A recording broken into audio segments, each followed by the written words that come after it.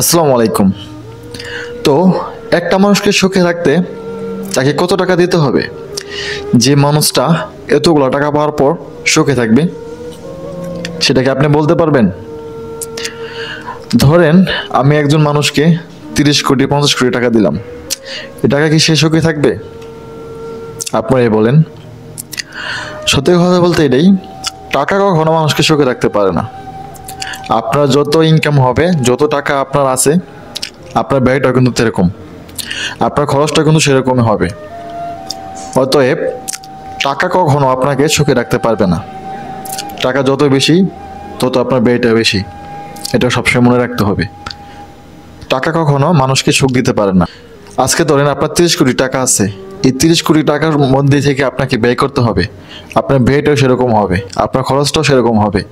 তাই বলবো ভাই, টাকা কখনো মানুষকে সুখ দিতে পারে না। বর্তমানে বাংলাদেশে অনেক মানুষ আছে যারা শিল্পপতি কোটিপতি, তারা কি করে জানেন? বাংলাদেশে ব্যাংকে টাকা রাখতে ভয় পায়। বর্তমানে তারা বাইরে যে সুইস ব্যাংকগুলো আছে সেখানে টাকা রাখে। সেজন্যই বলবো, টাকার কোনো বিকল্প নাই। আর আজকে যদি আপনার কাছে টাকা না থাকে, আপনি এক মুঠো ভাত কিনে খেতে পারবেন না, আপনি ভাত খেতে পারবেন না। আর যদি ভাত নিয়ে খেতে পারেন তাহলে আপনি মারা যাবেন। তাই বলবো, টাকার গুরুত্ব অপরিসীম। জীবনে বেঁচে থাকতে হলে অবশ্যই টাকার প্রয়োজন। আপনার যত বেশি টাকা, আপনার খরচটা কিন্তু তত বেশি। এগুলো সবসময় মনে রাখতে হবে।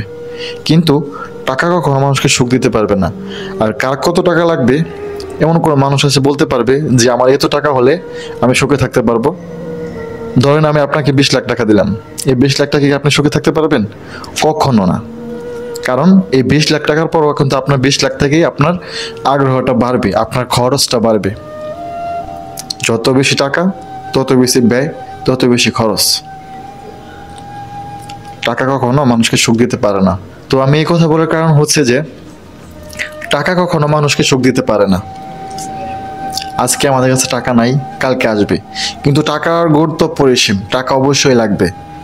জীবনে বেঁচে থাকতে হলে টাকার গুরুত্ব ভাই অপরিসীম। টাকা ছাড়া কেউ বাঁচতে পারবে না। একমাত্র মানুষ মারা যাওয়ার পর তো টাকার স্বাদটা মিটবে, তার টাকা পয়সা লাগবে না।